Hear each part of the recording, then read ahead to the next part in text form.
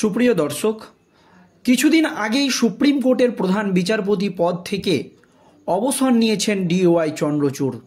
তারপর সুপ্রিম কোর্টের প্রধান বিচারপতি পদে বসেছেন বিচারপতি সঞ্জীব খান্না। আর সঞ্জীব খান্না প্রধান বিচারপতি পদে বসেই চন্দ্রচূড়ের আমলে চলা একাধিক নীতির পরিবর্তন করেছেন।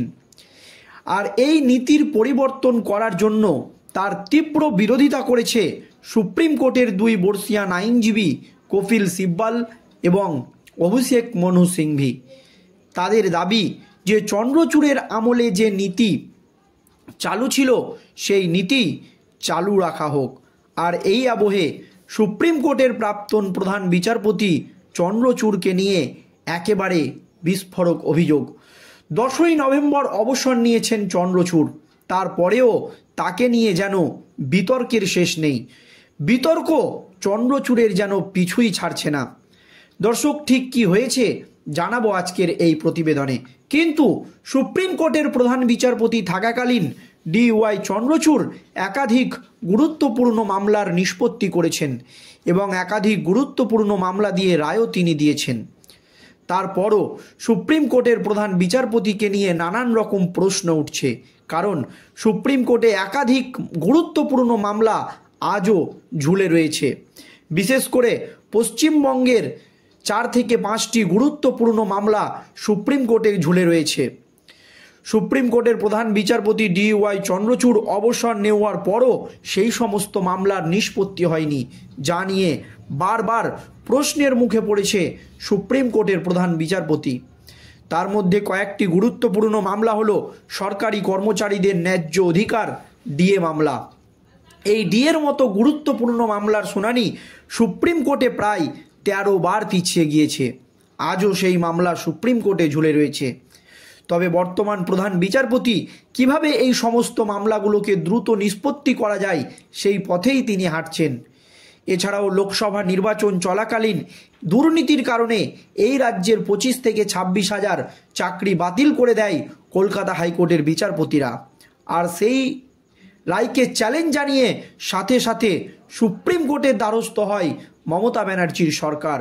আর সেই রায়ে একেবারে প্রথম দিনই স্থগিতাদেশ দিয়ে দেয় সুপ্রিম কোর্টের প্রধান বিচারপতি ডিওয়াই চন্দ্রচূড়ের নেতৃত্বাধীন ডিভিশন বেঞ্চ। তারপর থেকে সেই 26 হাজার চাকরি বাতিলের মামলা আজও সুপ্রিম কোর্টে ঝুলে রয়েছে, যা নিয়ে একাধিকবার প্রশ্ন উঠেছে। এছাড়াও আপনারা জানেন, আরজি করের মতো গুরুত্বপূর্ণ মামলার তদন্তভার স্বতঃপ্রণোদিতভাবে হাতে নিয়েছিল সুপ্রিম কোর্ট।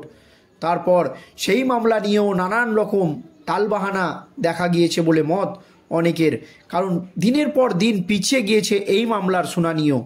আর এই আবহে সুপ্রিম কোর্টের প্রধান বিচারপতি ডিওয়াই চন্দ্রচূড়কে নিয়ে একেবারে বিস্ফোরক অভিযোগ। কি অভিযোগ আনা হয়েছে তার বিরুদ্ধে দেখুন দর্শক।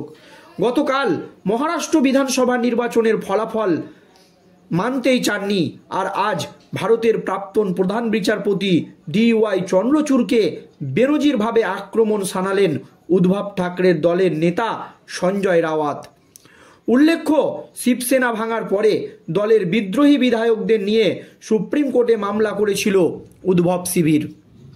তবে সেই সংক্রান্ত মামলায় উদ্ধবের পক্ষে রায় শীর্ষ আদালত নেয়নি, বরং মহারাষ্ট্রের তৎকালীন স্পিকারকে সেই নিয়ে দ্রুত সিদ্ধান্ত নিতে বলা হয়েছিল। তবে এরপর দলত্যাগ বিরোধী আইন সদস্যপদ বাতিল হয়নি একনাথ শিবিরের কোনো বিধায়কেরই। সেই প্রসঙ্গ টেনেই আজ প্রাক্তন বিচারপতি চন্দ্রচূড়কে আক্রমণ শানান সঞ্জয় রাওয়াত। বর্তমান সংস্থা পিটিআই সূত্রের খবর অনুযায়ী সঞ্জয় রাওয়াত এই নিয়ে আজ বলেন, তিনি ভারতের প্রাক্তন প্রধান বিচারপতি ডিওয়াই চন্দ্রচূড় দলত্যাগীদের মন থেকে আইনের ভয় মুছে ফেলেছেন। তার নাম ইতিহাসের পাতায় কালো অক্ষরে লেখা থাকবে।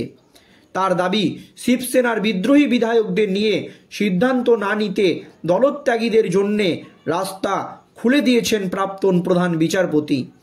এর আগে গতকাল উদ্ভবপন্থী শিবসেনা নেতা সঞ্জয় রাওয়াত বলেছিলেন, 2 দিন আগেই গৌতম আদানির বিরুদ্ধে 2000 কোটির ঘুষের অভিযোগ ওঠে। সেই খবরকে ধামাচাপা দিতে অনেক আগে থেকেই ষড়যন্ত্র করা হচ্ছে। এই রাজ্যকে আদানি রাষ্ট্র হতে দেব না, এটা মানুষের জনমত হতে পারে না। এই ফলাফল মেনে নিতে আমরা রাজি নয়।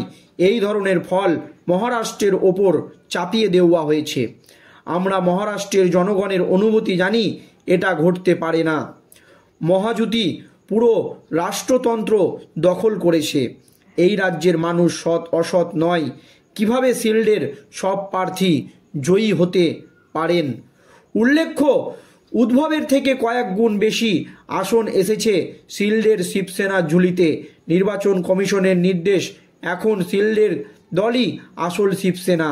এই আবহে গতকাল ভোটের ফল নিয়ে একনাথ শিল্ডে বলেন, এটি একটি ঐতিহাসিক বিজয়।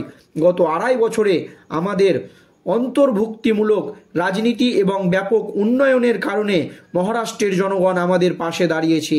আজ জনসাধারণ দেখিয়ে দিয়েছে যে বালা সাহেবের শিবসেনা কোনটি। মানুষ ঠিক করেছে আসল শিবসেনাকে। 2019 সালের মতো আরও আমরা 56টি আসন জিতেছি। প্রসঙ্গত, এবারের উদ্ভবের দলে লড়েছিল 95টি আসন, তার মধ্যে তাদের ঝুলিতে গিয়েছে মাত্র 20টি আসন। এইদিকে শিল্ডের শিবসেনা এবার শেষ পর্যন্ত পেয়েছে 57টি আসন। গোটা মহাবিকাশ আঘাড়ি জোটের প্রাপ্ত আসনের থেকেও যা বেশি। এই আবহে নির্বাচনের ফল নিয়ে প্রশ্ন তুলতে শুরু করেছে উদ্ভব শিবির। আর এই আবহে সুপ্রিম কোর্টের প্রধান বিচারপতি DY চন্দ্রচূড়কে একেবারে বেনজির ভাষায় আক্রমণ। একেবারে পরিষ্কার বার্তা সংস্থা PTIয়ের রিপোর্ট অনুযায়ী সঞ্জয় রাওয়াত এই নিয়ে আজ বলেন, ভারতের প্রাক্তন বিচারপতি DY চন্দ্রচূড় দলত্যাগীদের মন থেকে আইনের ভয় মুছে ফেলেছেন। তার নাম ইতিহাসের পাতায় কালো অক্ষরে লেখা থাকবে। তার নাম কেন ইতিহাসের পাতায় কালো অক্ষরে লেখা থাকবে? এই কাজের জন্যই কি, নাকি আরও অন্যান্য কারণ রয়েছে? তা নিয়ে প্রশ্ন উঠে গিয়েছে। তার দাবি, শিবসেনার বিদ্রোহী বিধায়কদের নিয়ে সিদ্ধান্ত না নিয়ে দলত্যাগীদের জন্যে রাস্তা খুলে দিয়েছেন প্রাক্তন প্রধান বিচারপতি। আর এই নিয়ে রাজনৈতিক মহলে চলছে এখন একেবারে জোর চর্চা। অবসর গ্রহণের পরও বিতর্ক যেন সুপ্রিম কোর্টের প্রধান বিচারপতি DY চন্দ্রচূড়ের পিছু ছাড়ছে না।